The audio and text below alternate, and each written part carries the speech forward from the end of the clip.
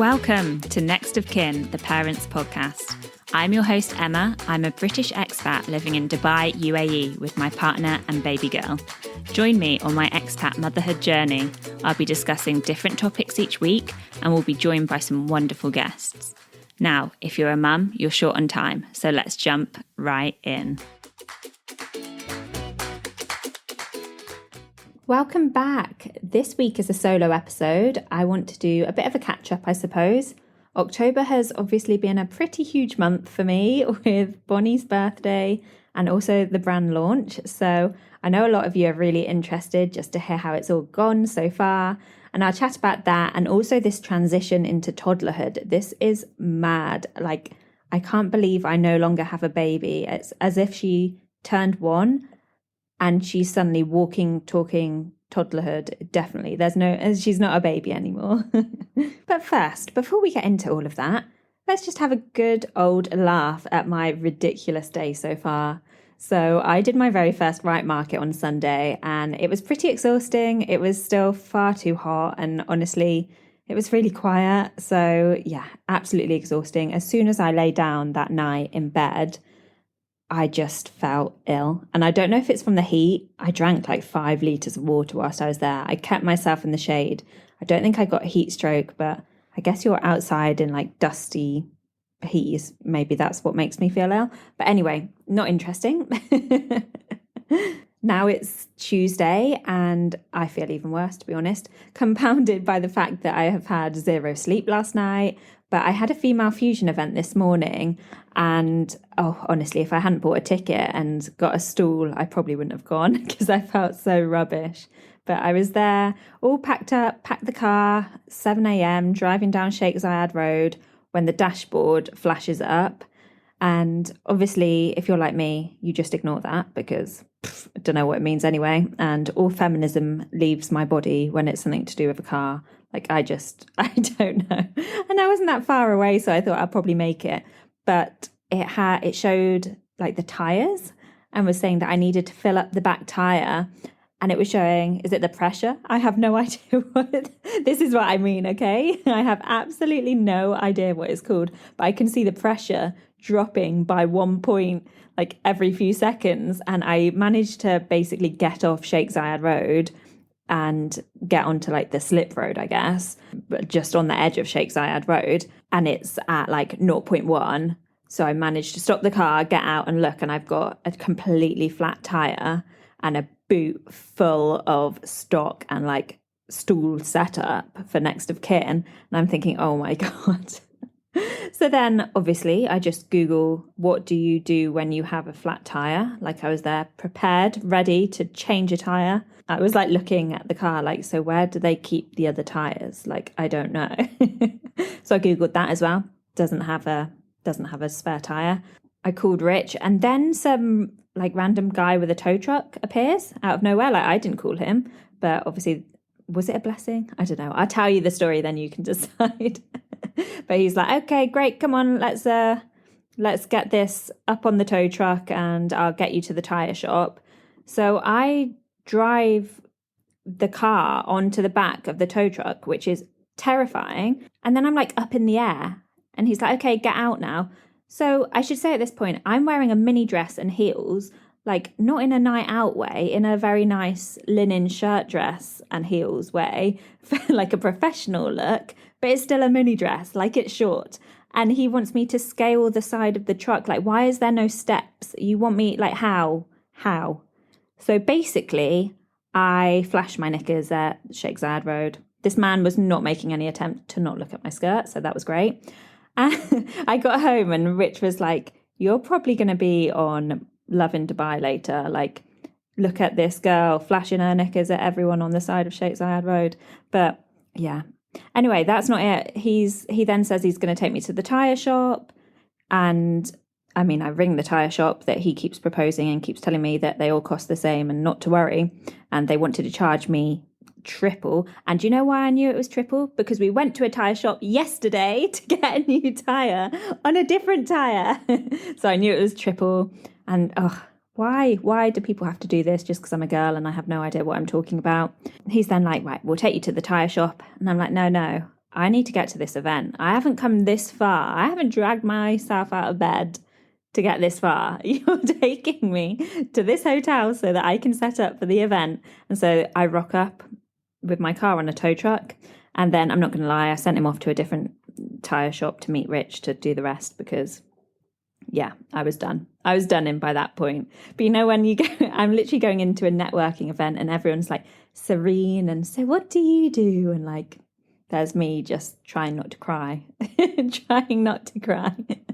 But yeah, I'm not telling you this all for negativity and putting my negative morning out there for you. I'm telling you this all so you can have a good old laugh at me flashing my knickers to everyone on Shakespeare Road. So let's talk toddlerhood. Honestly, I cannot believe the leaps in development. So Bonnie started, well, she had her first steps before her first birthday, but I would say it took about 3 weeks of just taking a few steps every day till she suddenly decided to wake up one day and that was it. She was a walker. She doesn't crawl, she walks now. She's just a walker. So it's insane, isn't it? These leaps in development, because you can literally see her brain just constantly learning, and she's so keen to be able to communicate by herself. Actually, do you remember a few episodes back when I was talking to Steph from Tots Play, and we actually were discussing baby sign language, weren't we? And the question that came up there was, if they're doing the baby sign language, is that going to hinder them talking? Because they don't need to, because they do the sign language. And I can now say from my experience, absolutely not. It's like the floodgates opened as soon as she realised that she could communicate via sign language. Then she wanted to communicate. Yeah, it's like she's realising it opens up her world that she can communicate what she wants. So it went on to hi and bye, I guess, because they come with the gestures of the waving as well. Blowing kisses to everyone. Oh, I'll throw in another funny story at this point. But Bonnie basically thinks she's a celebrity. Everyone around our building knows Bonnie. And so when we're walking through the lobby, she's just waving to everyone, blowing kisses.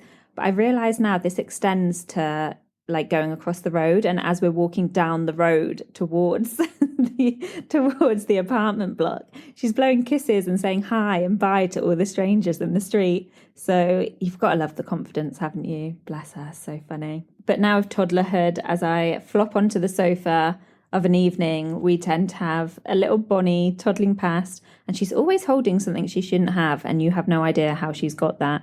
In the split second you haven't been watching her like a hawk, like why are you walking back past with the charger or the remote control? Or she's always got to be holding something, and it's never a toy. She has all these toys, it's never a toy. It's always stuff she shouldn't have. Do you remember a few episodes back, a few months ago, when I was talking about that 8 to 10 month age range, and I named that chaos because it is just chaos. And then I would say 11 months on, she is in her stuntman era. So we've even had to get rid of a particular baby walker because she only wanted to climb it. She didn't want to use it for walking. And it was getting pretty dangerous, to be honest. But that's her whole day, is looking for things to climb, things to do stunts. It's exhausting. But I guess that is toddlerhood, right? That's toddlerhood for me. This is what I've got for the next few years, and well, I guess the tantrums will start at some point as well, and knowing Bonnie, they are going to be epic. Now, talking of toddlerhood, you know already that we have a nanny who comes Monday to Friday, sort of work hours.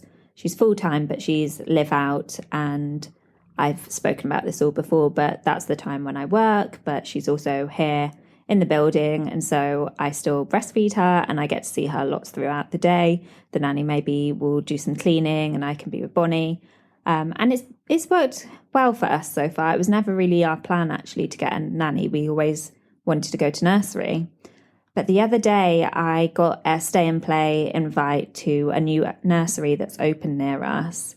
And actually, back when we first looked at nurseries when she was tiny and I was going back to work, it didn't feel right, but I don't know if any nursery would have felt right at that point. But we went to see this new nursery and it was epic. It was amazing. And now I've got this swirling around my mind that maybe we need to send her to this nursery because it did feel right. Bonnie's always been a baby that everyone would always say, oh, she's so alert. Like since she was born, that's always the comment I get about Bonnie, is that she's so alert.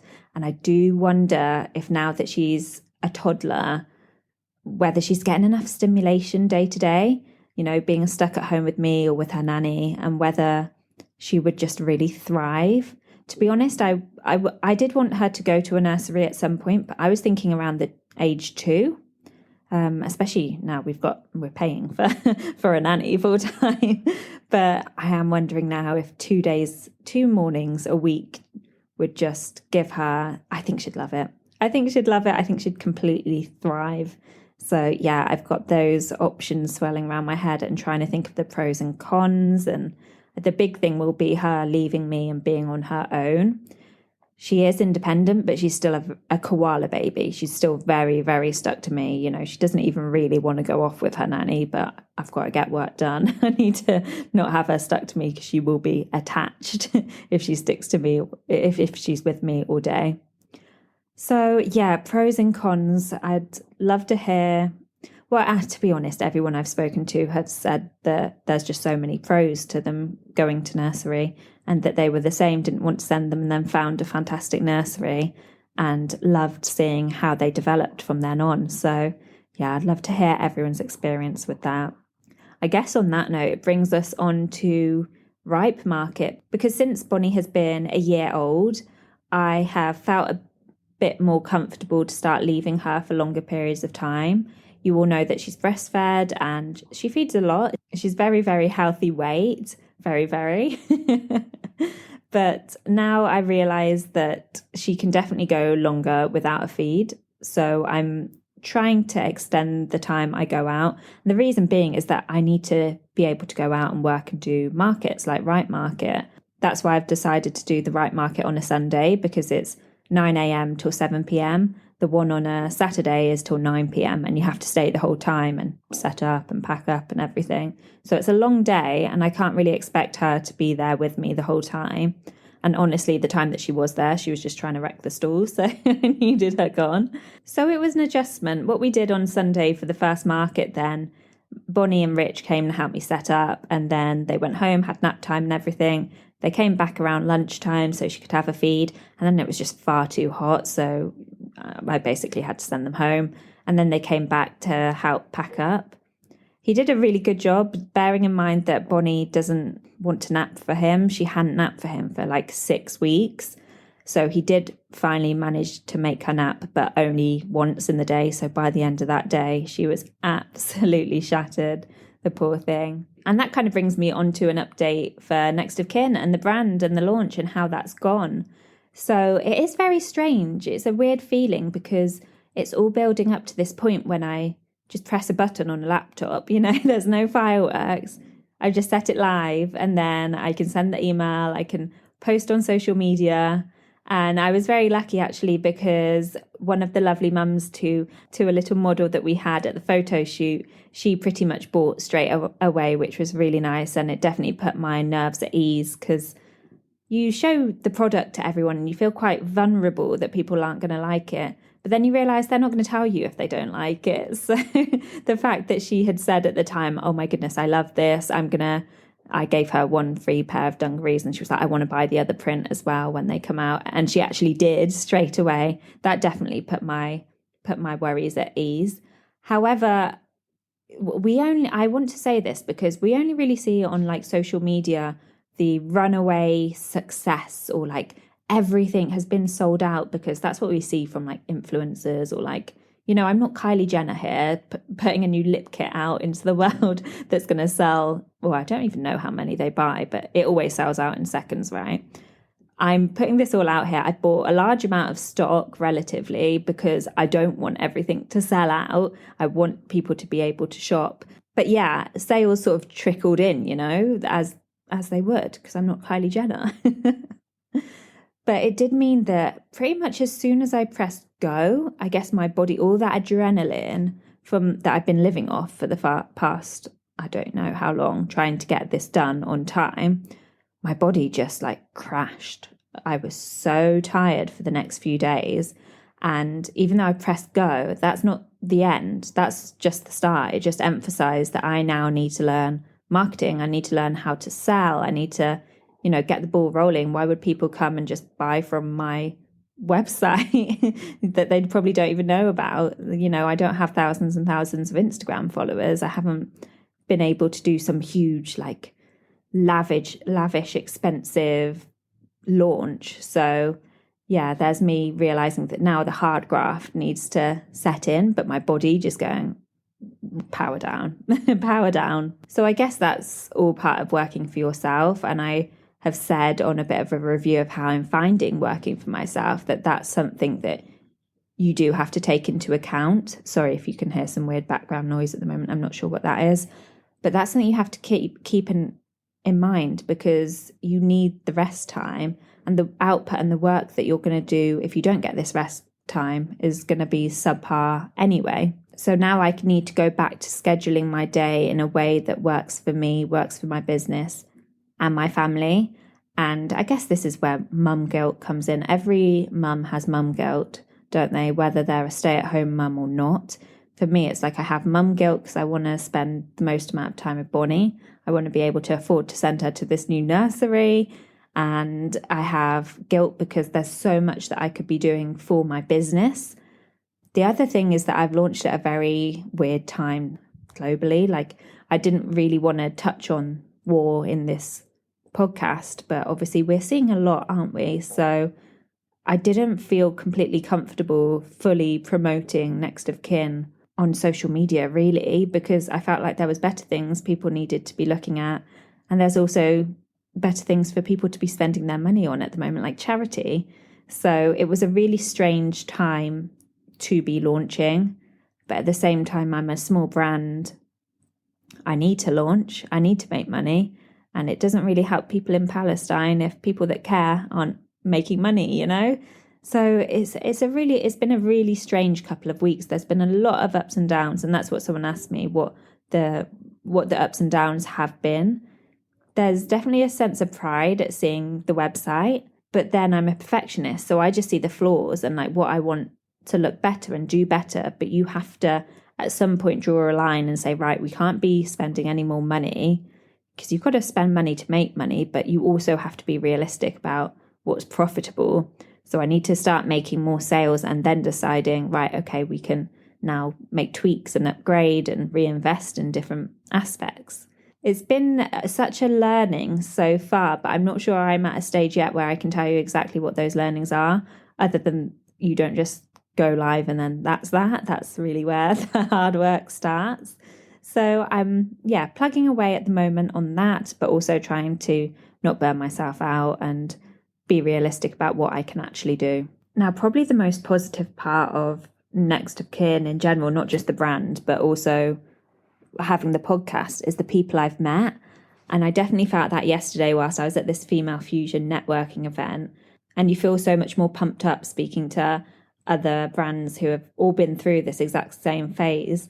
I guess a lot of people have said this is the difficult bit. This is where you have to carry on being consistent and pushing through and not just give up, I guess. So it was super inspirational to meet everyone. And it's what I loved about Right Market, is getting to talk about my brand and put it out there and hear such wonderful feedback as well, but also get to know my customer a bit better. But I have met some wonderful women with some wonderful businesses and great stories as well to go alongside it. I mean, I'll invite some on the podcast because I think you're all going to be really interested, but the backstories to some of these brands, but also the really cool products that they have. Actually, something I loved about speaking to the women yesterday is all the ones with babies that when I say something like, this has a double zip, and they're like, yes, why do onesies even get made without double zips? And I'm like, I know. Like, I absolutely have loved that bit of like showing the product and the way that everyone sort of nods along like, yes, we need this. Zips, amazing. Poppers, great. So that's definitely been a really big highlight for me. And whenever a sale comes in, that's like amazing. I just love it. I've turned on the sound on my Shopify app now so that I can hear like a cha-ching, and that's amazing. I absolutely love it. And I feel like at the start when I first put it out there, I was so nervous 'cause obviously you want people to like it and you don't want to feel like you're just delusional. So every like cha-ching that I get through is like, I'm just so grateful for it. I absolutely feel so lucky. Anyway, the point that I was going to make is that we've got so many cool, small local brands. And I personally now, obviously, am just going to be shopping local as much as I can. I feel a bit guilty that before, if I needed anything, I'd just go to Amazon instead of considering all the cool local brands that we've got around. And how can I expect people to shop from me if I'm not shopping local, you know? Actually, that sounds like I'm anti-Amazon, doesn't it? And I'm not at all. I'm actually trying to get all of my stock onto Amazon at the moment. So actually, I feel a bit more guilty that I was always just shopping high street and not going to the local brands. And you can get such amazing pieces at good quality, good prices from small brands. So what I'm going to do for my next solo episode at some point in November is to put together a bit of a gift guide, especially coming up to this festive season. I want to share with you just a few of these brands that I've come across that I'd love for you to know, and also hopefully open people's eyes to different brands, and then you might get suggestions on Instagram for other brands. So I hope that sounds interesting to you. I'm going to start putting that together, and also there'll be brands that I'm going to be shopping myself. Okay, so let's get into my last two segments of the show, my mum lemma and my recommendation. For the mum lemma this week, it's been suggested from a listener and a friend what to do for first birthday parties. You know, Bonnie's already had her first birthday. We didn't do a party, we just decided to go away for a night, and we stayed at the Meridian and she got to play in the pool and had lots of fun. But to be honest, it was all for us. They're out of routine and probably not going to be very well behaved anyway. So yeah, it's just all for us. But she said when she was looking for ideas of things to do for a party, that stuff's costing like 170 dirhams per child.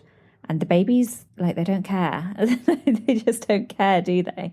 As I said, it's all for us at that stage. So I would love to know what you did. Do you have any sort of ideas that are a bit more budget friendly, seeing as it's a first birthday party and they're not going to care? Let me know then. What did you do? And do you have any ideas of places to go or more budget friendly options for a first birthday party?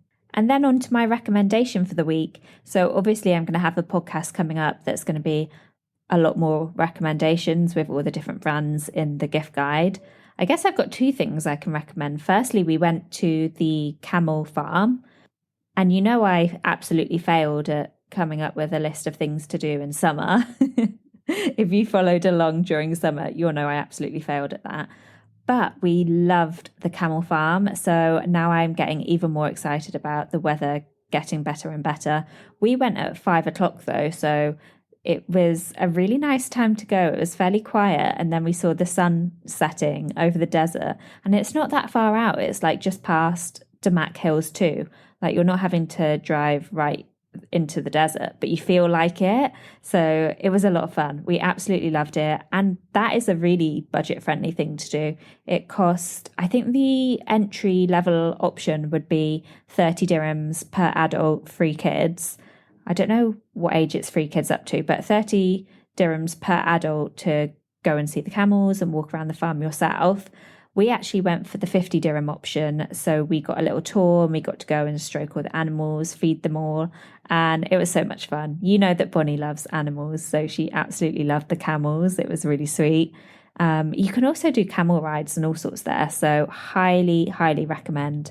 Really good thing to do on the weekends with kids. And my second recommendation is product-based. And I'm going to say it now instead of in the gift guide, because I don't think it's something you'd buy as a gift. But I have a lovely friend, Uma, who is super entrepreneurial, really clever. And she has a brand called Simhona. I'll put the link in the description box below. But it's a period underwear brand. If you're not converted onto period underwear yet, go and have a look. But she's done things a little bit differently. So it's removable pads that you can then put in the underwear, and everything's way more customizable. So you don't have to just think about, like, if you're going out, you're just going to be in that one pair of underwear all day, you know? She's got the remote. It's really clever. Go and check them out, because honestly, I think she's super entrepreneurial and wonderful. So that's Simona.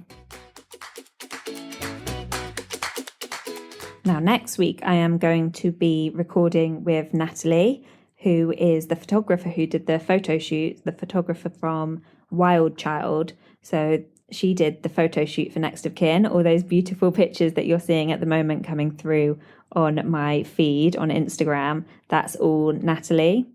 And I can't wait to speak to her for the podcast, because she is a third culture kid herself. She's someone with her own business. She's further along than I am. I'm right at the start. So I love speaking to the entrepreneurs that are like, follow your dreams, push through, come on, keep going. So I can't wait to speak to Natalie. And for me, that photo shoot was so pivotal. I think I felt quite emotional coming away from it, because it was the first time really me showing my clothes to anyone other than, say, like a few family and friends. So showing their actual range and getting like lovely feedback from the mums, but also just the fact that I had a photo shoot like for my brand, and there were people there, and it was real, and it was like a professional kind of thing with like models and a photographer and a stylist, like, and a venue. Is mad. So that was like such a high point for me of launching the brand. That, seeing the website, that was done by the lovely Jackie from JA Creative Studio, just in case anyone else is in the market. But Jackie is absolutely lovely, and she's one of those people that has been in the industry for years, so she just knows her stuff. So yeah, if you're looking for anything like that, do hit up Jackie. Sorry, I've waffled. I'm meant to be doing the outro, aren't I? But yeah, come back next week to hear me talk to Natalie and hear all about her journey. And then the week after, I will be back with my gift guide. So thank you so much again for listening, everybody. Remember, you've got the code podcast10 to get 10% off on nextofkin.ae. Head over now to Instagram. I want to hear your feedback on the mum lemma. I want to hear your feedback on nurseries and any kind of advice that you can give me for anything that I've spoken about today. Looking forward to seeing you next time. Have a good week.